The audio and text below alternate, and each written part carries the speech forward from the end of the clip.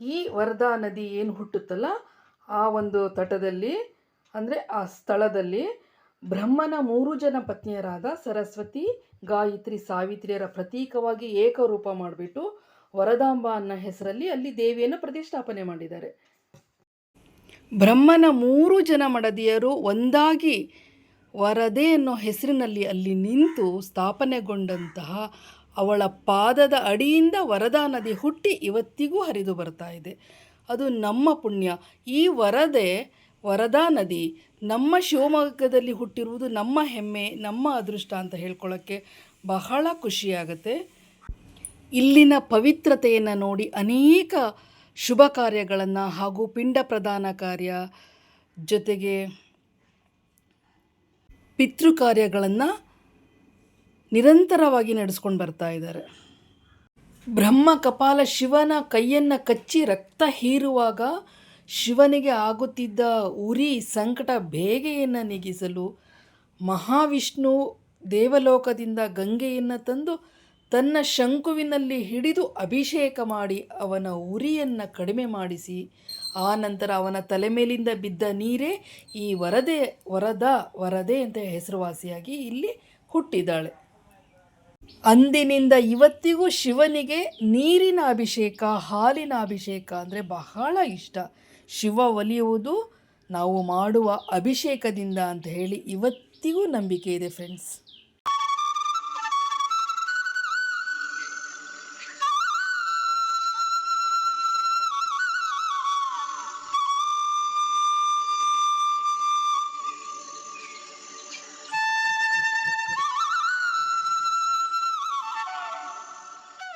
ವರದಾಂಬ ದೇವಸ್ಥಾನ ಇದೆ.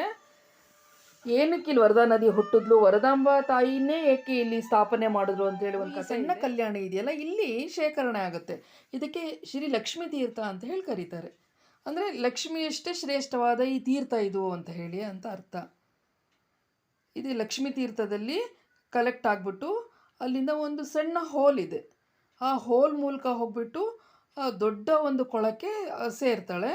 ಈ ದೊಡ್ಡ ಕೊಳಕ್ಕೆ ಸರ್ವತೀರ್ಥ ಅಂತ ಹೇಳಿ ಕರೆಯೋದು. ಸರ್ವತೀರ್ಥ ಅಂತ ಏನಕ್ಕೆ ಇದಕ್ಕೆ ಕರೀತಾರೆ ಅಂದರೆ ಇದರಲ್ಲಿ ವರದಾ ನದಿಯ ನೀರಿನ ಜೊತೆ ಅಲ್ಲದೆ ಮತ್ತೆ 24 ನೀರಿನ ಚಿಲುಮೆಗಳು ಹುಟ್ಟಿದೆಯಂತೆ ಇದರಲ್ಲಿ.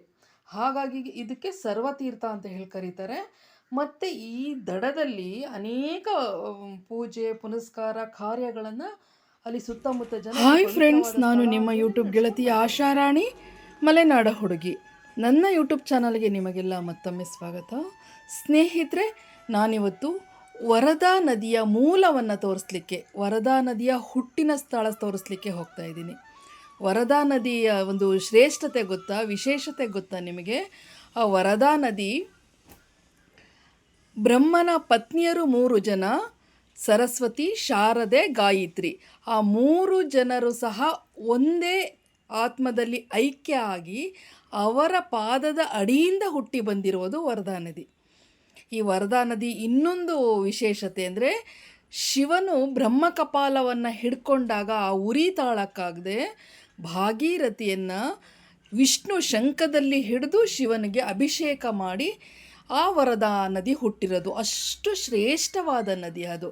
ಆ ವರದಾ ನದಿಯನ್ನು ನಾವು ಸೋಕಿದರೆ ಸಾಕು, ನಮ್ಮ ಪಾಪಗಳೆಲ್ಲ ನಿವಾರಣೆಯಾಗುತ್ತೆ. ಅಂತಹ ವರದಾ ನದಿಯ ಮೂಲವನ್ನು ತೋರಿಸ್ಲಿಕ್ಕೆ ನಾನು ಕರ್ಕೊಂಡು ಹೋಗ್ತಾ ಇದ್ದೀನಿ. ಆ ವಿಡಿಯೋವನ್ನು ನೋಡಲಿಕ್ಕೂ ಮುಂಚೆ ನನ್ನ ಚಾನಲ್ಗೆ ಯಾರೂ ಫಸ್ಟ್ ಟೈಮ್ ಬಂದಿದ್ದೀರಾ, ನನ್ನ ವಿಡಿಯೋವನ್ನು ಯಾರೂ ಹೊಸದಾಗಿ ನೋಡ್ತಾ ಇದ್ದೀರಾ, ದಯವಿಟ್ಟು ಸಬ್ಸ್ಕ್ರೈಬ್ ಮಾಡ್ಕೊಂಡು ನೋಡಿ, ಲೈಕ್ ಮಾಡಿ, ಕಾಮೆಂಟ್ ಮಾಡಿ, ಶೇರ್ ಮಾಡಿ, ಸ್ಕಿಪ್ ಮಾಡಿದೆ ನೋಡಿ ಫ್ರೆಂಡ್ಸ್. ನಾನಿವತ್ತು ನಿಮಗೆ ಒಂದು ಪುಣ್ಯ ಸ್ಥಳ ಕರ್ಕೊಂಡು ಹೋಗ್ತಾ ಇದ್ದೀನಿ. ಬನ್ನಿ. ನಾನು ಈ ಹಿಂದೆ ನನ್ನ ವಿಡಿಯೋದಲ್ಲಿ ನಿಮಗೆ 2 ನದಿಯ ಉಗಮ ಸ್ಥಳ ತೋರಿಸಿದ್ದೆ. ಒಂದು ಶರಾವತಿ ನದಿಯ ಉಗಮ ಸ್ಥಳ, ಇನ್ನೊಂದು ಕುಮುದ್ವತಿ ನದಿಯ ಉಗಮ ಸ್ಥಳ. ಅದೇ ರೀತಿ ಇವತ್ತು ನಮ್ಮ ಮಲೆನಾಡಿನಲ್ಲೇ ಹುಟ್ಟುವಂತಹ ವರದಾ ನದಿಯ ಸ್ಥಳಕ್ಕೆ ನಾನು ಕರ್ಕೊಂಡು ಹೋಗ್ತಾ ಇದ್ದೀನಿ. ಈ ವರದಾ ನದಿ ಹುಟ್ಟಲಿಕ್ಕೆ ಒಂದು ರೋಚಕ ಕತೆ ಇದೆ. ಆ ಕತೆ ಹೇಳಿಬಿಟ್ಟೆ ನಿಮಗೆ ನಾನು ವರದಾ ನದಿಯ ಮೂಲವನ್ನು ತೋರಿಸ್ತೀನಿ. ಬನ್ನಿ ಫ್ರೆಂಡ್ಸ್, ಹೋಗೋಣ. ಈ ವರದಾ ನದಿಯ ಮೂಲ ಸ್ಥಳ ಇದೆಯಲ್ಲ, ಅದು ಸಾಗರದಿಂದ ಕೇವಲ 6 ಕಿಲೋಮೀಟರ್ ದೂರದಲ್ಲಿ, ಅಂದರೆ ಇಕ್ಕೇರಿಗೆ ಹೋಗೋ ದಾರಿನಲ್ಲಿ ಸಿಕ್ಕತ್ತೆ. ಇಕ್ಕೇರಿ ಸಾಗರದಿಂದ ಕೇವಲ 3 ಕಿಲೋಮೀಟರ್, ಇದು 6 ಕಿಲೋಮೀಟರ್.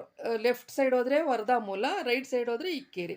ಬನ್ನಿ ಫ್ರೆಂಡ್ಸ್, ಆ ವರದಾ ನದಿಯ ಮೂಲದಲ್ಲಿ ವರದಾಂಬ ದೇವಸ್ಥಾನ ಇದೆ, ಕರ್ಕೊಂಡು ಹೋಗ್ತೀನಿ ಬನ್ನಿ.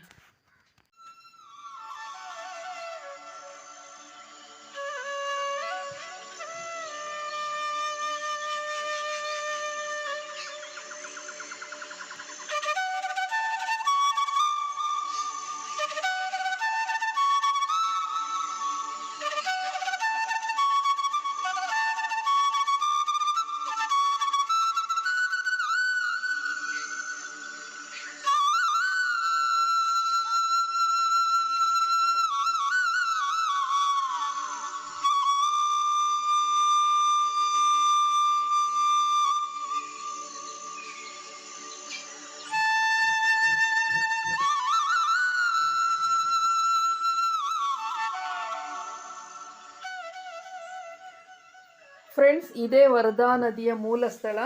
ವರದಾ ನದಿ ಇಲ್ಲೇ ಹುಟ್ಟಿರೋದು. ಈ ವರದಾ ನದಿಯ ಒಂದು ದಡದ ಮೇಲೇ ಒಂದು ವರದಾಂಬ ದೇವಸ್ಥಾನ ಇದೆ. ಏನಕ್ಕೆ ಇಲ್ಲಿ ವರದಾ ನದಿ ಹುಟ್ಟಿದ್ಲು, ವರದಾಂಬ ತಾಯಿನೇ ಏಕೆ ಇಲ್ಲಿ ಸ್ಥಾಪನೆ ಮಾಡಿದ್ರು ಅಂತೇಳಿ ಒಂದು ಕತೆ ಇದೆ.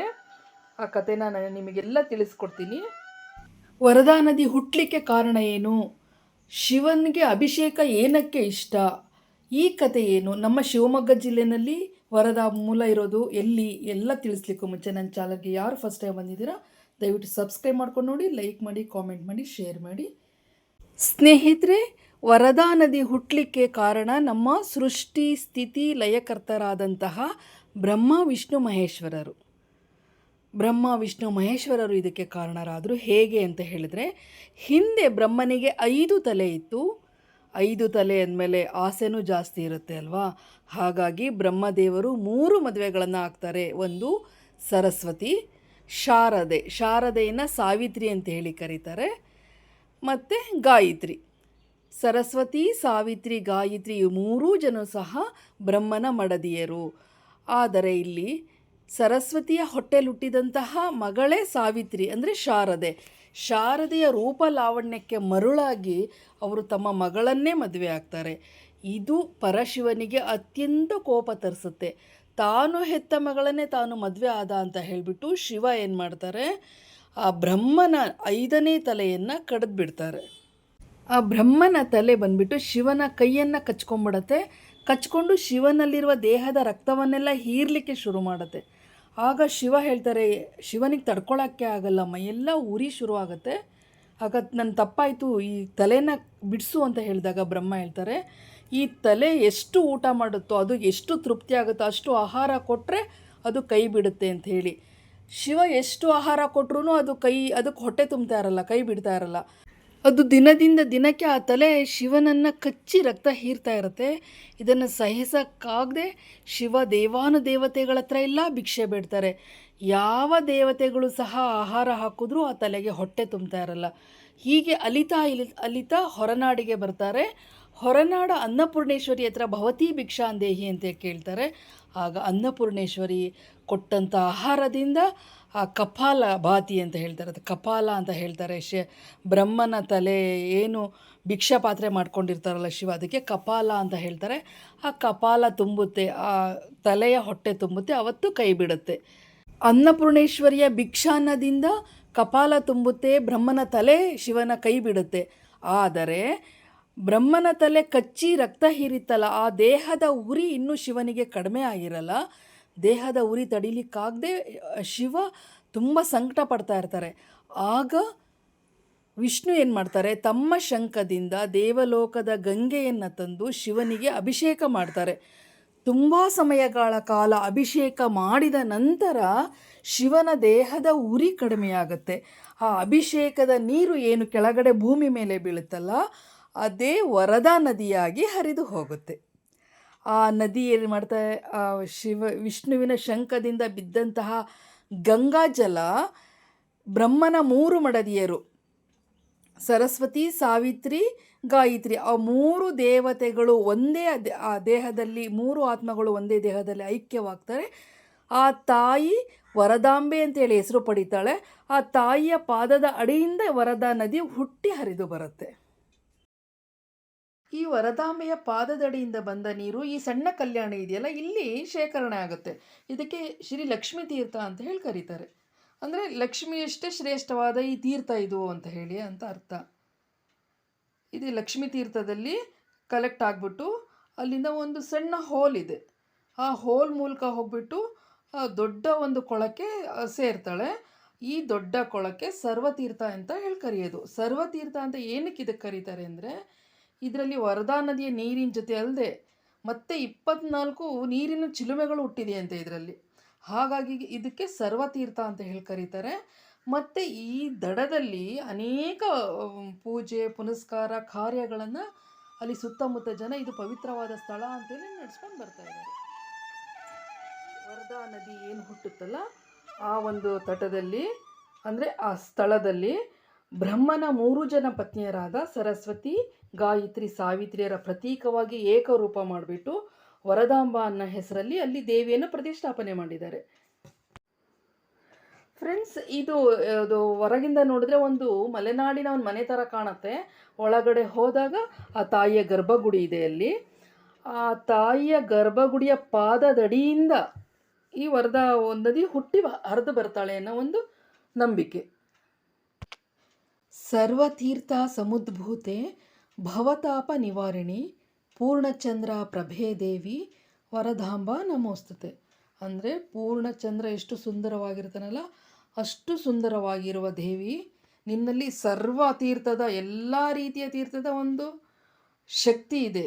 ಅಂದರೆ ನಿನ್ನಲ್ಲಿ ಶರಣಾಗಿ ನಾವು ನಿನ್ನ ತೀರ್ಥವನ್ನು ನಾವು ಸೇವಿಸಿದ್ರೆ ನಮ್ಮ ಭವ ತಾಪ ಎಲ್ಲ ನಿವಾರಣೆ ಮಾಡ್ತೀಯ ನೀನು, ಅಷ್ಟು ಶಕ್ತಿ ನಿನ್ನಲ್ಲಿದೆ ಅಂತೇಳಿ.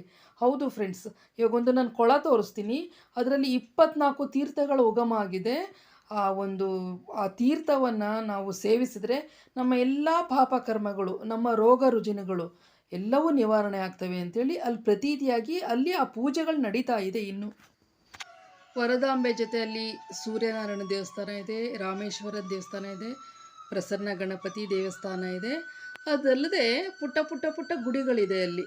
ಅಂದರೆ ಗೋಪಾಲ ಸ್ವಾಮಿ ದೇವಾಲಯ, ಸದಾಶಿವ ದೇವಾಲಯ, ವೀರಭದ್ರ, ಹಾಗೆ ಸಣ್ಣ ಪುಟ್ಟ ಗುಡಿಗಳಿದೆ. ಮತ್ತು ಅಲ್ಲಿನ ವಾತಾವರಣ ಯಾವ ಥರ ಇದೆ ಅಂದರೆ ಒಂಥರ ಎನರ್ಜೆಟಿಕ್ ಆಗಿದೆ, ಒಂಥರ ಪ್ರಶಾಂತತೆ. ಅಲ್ಲಿ ಹೋಗಿದ್ರೆ ನಾವು ಧ್ಯಾನ ಮಾಡಬೇಕು ಅನಿಸುತ್ತೆ, ಏನೋ ಉತ್ಸಾಹ ಬಂದಂಗೆ ಅನಿಸುತ್ತೆ. ಅಲ್ಲಿ ಗೊತ್ತಾಗುತ್ತೆ ನಿಮಗೆ ಆ ಸರ್ವತೀರ್ಥದಲ್ಲಿ ಕೈಕಾಲು ಮುಖ ತೊಳೆದು ಈ ಲಕ್ಷ್ಮೀ ತೀರ್ಥನ ಕುಡಿದು ಒಂದು ಕ್ಷಣ ಕೂತ್ಕೊಂಡ್ರೆ ಏನೋ ಪ್ರಶಾಂತ ಭಾವನೆ ಶುರುವಾಗುತ್ತೆ.